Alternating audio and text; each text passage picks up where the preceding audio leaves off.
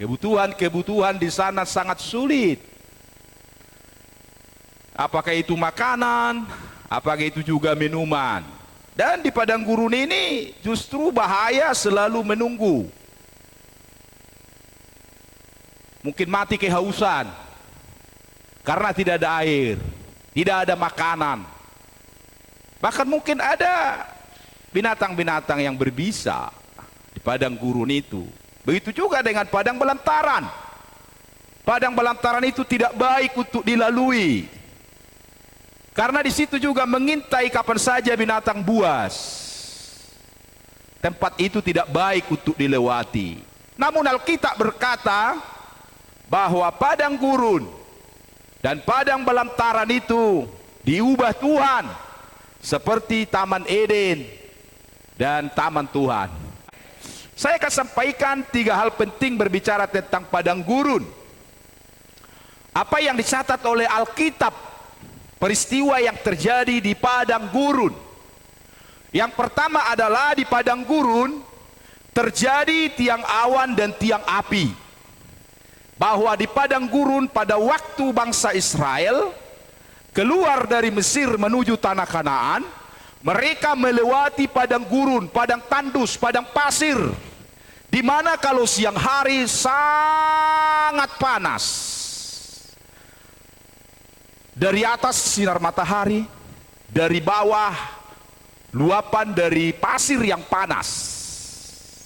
Itulah sebabnya Tuhan sudah mendesain sedemikian rupa, kata Alkitab, bahwa selama 40 tahun sepatu mereka, kasutnya, alas kakinya tidak rusak. Dan selama 40 tahun itu mereka tidak pernah ganti sepatu, karena memang sudah Tuhan rancang bagaimana perjalanan bangsa ini. Walaupun memijak padang pasir yang panas, tetapi kasut mereka, kata Alkitab, tidak rusak selama 40 tahun itu.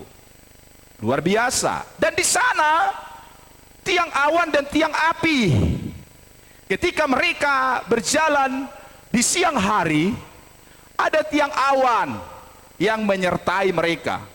Sehingga umat itu yang diperkirakan ada orang yang mencatat 750.000 jiwa, ada juga yang mencatat 2 juta jiwa. Berapapun jumlah ini, tentu jumlah yang sangat banyak. Selama mereka berjalan pada siang hari di padang gurun, ada tiang awan yang melindungi mereka, sehingga mereka tidak kepanasan. Ketika mereka bergerak, tiang awan itu juga ikut bergerak.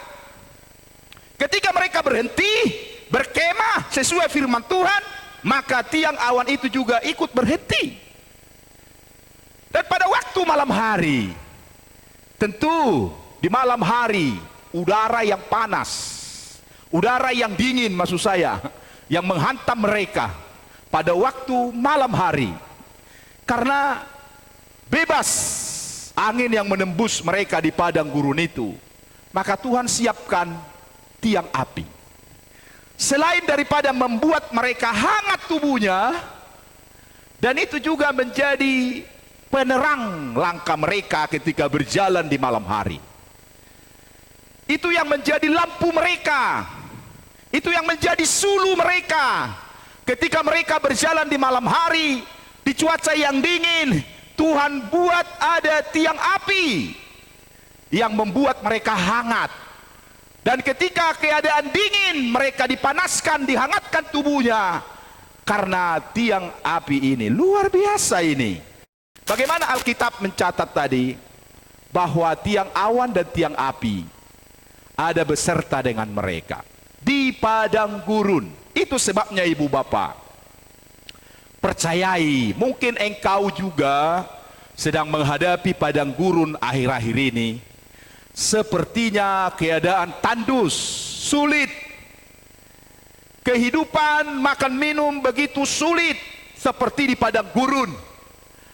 Percayalah, ini yang perlu kita amenkan, bahwa Tuhan beserta engkau dan saya. Haleluya. Engkau dan saya juga adalah umat Tuhan. Sama halnya Tuhan menyertai bangsa ini. Sama halnya Tuhan menyertai umat ini keluar dari rumah perbudakan Mesir ke tanah Kanaan. Yang kedua, di padang gurun itu terjadi mujizat, air pahit menjadi manis. Ini lagi-lagi peristiwa di padang gurun. Satu kali peristiwa kata Alkitab bahwa bangsa itu berjalan, dalam perjalanan mereka selama 3 hari itu mereka tidak mendapatkan air. Sama halnya saya katakan tadi di atas, bahwa di padang gurun itu lebih berharga setetes air daripada 1 kilogram emas.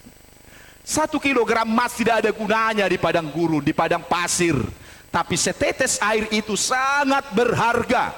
Di padang gurun itu sangat sulit untuk mendapatkan kehidupan. Apakah itu makanan, apakah itu minuman. Sama halnya yang dialami oleh bangsa ini. Selama mereka berjalan di padang gurun yang tandus, gak ada air. Tapi sebenarnya Tuhan ingin mencoba mereka. Bukan tidak mungkin Tuhan bisa memberikan air kepada mereka di padang gurun itu. Tetapi Tuhan ingin melihat kesetiaan umat itu. Bagaimana mereka percaya kepada Tuhan dalam kepemimpinan Musa. Dan ketika mereka berjalan di padang gurun, kata Alkitab, selama 3 hari mereka tidak mendapatkan air. Namun pada satu kali mereka mendapatkan air yang disebut di Mara. Ada air, ada sumur yang pahit airnya. Sudah tidak ada air, ketemu juga air, airnya pun pahit. Sudah kehausan, ini mau minum, yang diminum pun pahit. Tapi apa yang dikatakan oleh Alkitab? Bagaimana kuasa Tuhan bekerja bahwa air yang pahit itu diubah menjadi manis hanya dengan sepotong kayu. Saya selalu menafsirkan sepotong kayu ini bicara mengenai salib Kristus. Terlepas orang setuju atau tidak, bahwa sepotong kayu itu mengubah kehidupan manusia yang pahit menjadi manis. Katakan amin. Sepotong kayu di Golgota, sepotong kayu yang tersalib Yesus di Golgota, sepotong kayu yang kasar itu, siapapun orang percaya memandang kepada salib itu, hidupnya yang pahit itu akan diubah menjadi manis. Haleluya. Hidupnya yang pahit akan diubah menjadi manis. Itulah perbuatan Tuhan Yesus di kayu salib. Mungkin juga di akhir-akhir ini keadaanmu rasanya semua pahit. Begitu pahit, sangat sulit. Tapi datanglah kepada sepotong kayu. Datang kepada salib Kristus. Di sana ada kehidupan yang manis. Haleluya. Bersekutulah dengan Dia. Hampirilah Dia, berdoalah kepadanya, dekati salibnya, datang kepada Dia, bersekutu kepadanya, panggil Dia, karena Dia sudah tersalib di Golgota. Sepotong kayu yang kasar itu akan mengubah kehidupanmu menjadi manis. Haleluya. Di padang gurun ini, bagaimana umat itu mengalami mujizat Tuhan. Mereka menemukan air, tapi air itu pahit. Namun oleh sepotong kayu, saya berpikir-pikir kalau ditafsir, itu kayu apa itu sampai bisa mengubah air yang pahit jadi manis? Kok hebat sekali. Sepotong kayu, dan kayu itu dari mana datangnya? Ini kan padang gurun. Gak ada tumbuhan yang tumbuh di situ, padang pasir. Tapi aku percaya itu Tuhan yang menyediakan. Haleluya. Tuhan yang sediakan sepotong kayu. Allah Bapa di sorga sudah menyediakan Yesus menjadi korban bagi kita di kayu salib. Amin. Sama halnya peristiwa bahwa pada waktu Abraham, maksud saya, ingin mengorbankan anaknya Ishak. Dia bawa ke Gunung Moria. Dia sudah ambil pisaunya, dia sudah letakkan di tempat pengorbanan itu. Dia tinggal mau potong anaknya. Tapi tiba-tiba suara datang bahwa Tuhan berfirman, Abraham, jangan kau celakai anakmu itu. Aku sekarang tahu bahwa engkau lebih mengasihi aku daripada anakmu satu-satunya. Dan tiba-tiba Tuhan bilang, kamu menoleh ke belakang. Dan dia noleh ke belakang. Ada seekor domba yang tersangkut di semak belukar. Dari mana datang ke situ domba di gunung sana?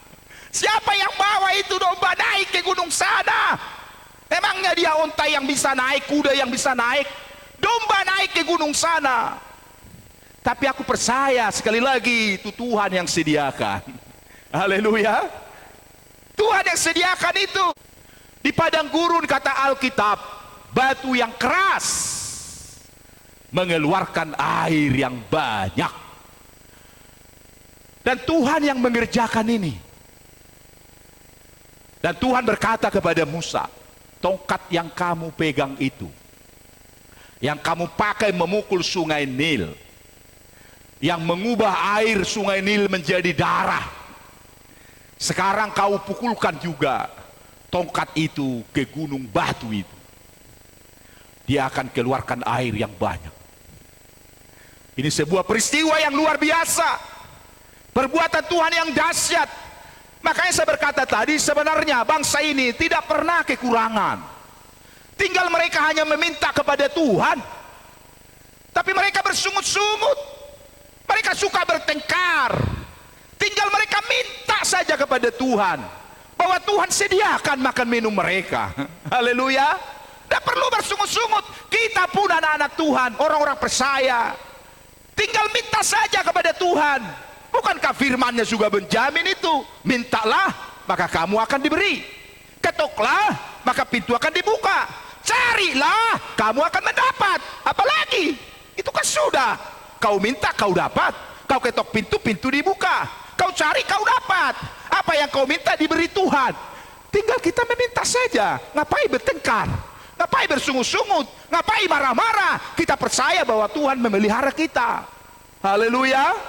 Inilah peristiwa yang terjadi di padang gurun.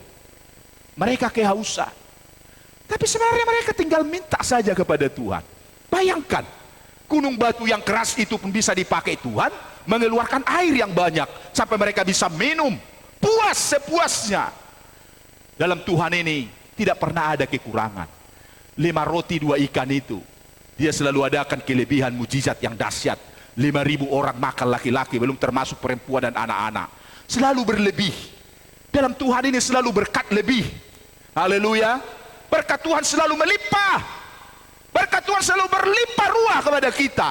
Oleh karena itu ibu bapak, walaupun engkau sedang menghadapi seperti padang gurun ini, kembali ke tema ini tadi, bahwa padang gurunnya diubah Tuhan seperti Taman Eden, dan padang belantarannya diubah Tuhan seperti taman Tuhan. Mungkin engkau sedang menghadapi padang-padang gurun akhir-akhir ini, padang-padang belantaran akhir-akhir ini yang begitu sulit dan menakutkan, tandus dan tidak ada tanda-tanda kehidupan. Percayalah bahwa Yesus menyertai engkau siang dan malam. Ada tiang api, ada tiang awan.